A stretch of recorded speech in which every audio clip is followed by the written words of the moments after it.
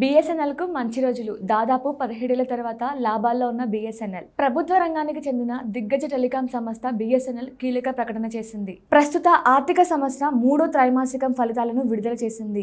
ఈ ఫలితాలలో ఏకంగా 17 ఏళ్ల తర్వాత లాభాల బాట పట్టింది. ఈ సమయంలో 100 కోట్ల మేర లాభాలను నమోదు చేసింది. BSNL పని కథం అనుకున్న వారికి దిమ్మ తిరిగే ఫలితాలను చూపింది. నెట్వర్క్ పరంగా కాస్త వెనుకంజలో ఉన్న ఫలితాల్లో మాత్రం దూసుకుపోయింది. మిగతా ప్రైవేట్ టెలికాం కంపెనీలు ఎయిర్టెల్, జియో, వడాఫోన్ వంటివి ఇప్పటికే 5G రంగంలో విజయవంతమై 6G దశగా దూసుకెళ్తున్నాయి. ఈ క్రమంలో BSNL తమ యూజర్లకి 4G ఇచ్చే ప్రయత్నం చేస్తుంది. అయితే ఈ టెలికాం సంస్థకు గత 17 ఏళ్లుగా లాభాలు లేవు. ఈ ఆర్థిక సంవత్సరం అక్టోబర్, డిసెంబర్ త్రైమాసికంలో BSNL 262 కోట్ల లాభాలను నమోదు చేసింది. చివరిసారిగా ఈ సంస్థ 2007లోనే త్రైమాసిక లాభాలను నమోదు చేసింది. మరెన్నో ఇలాంటి ఇన్ఫర్మేటివ్ వీడియోస్ కోసం మన సిగ్నల్ టీవీని సబ్స్క్రైబ్ చేసుకోండి.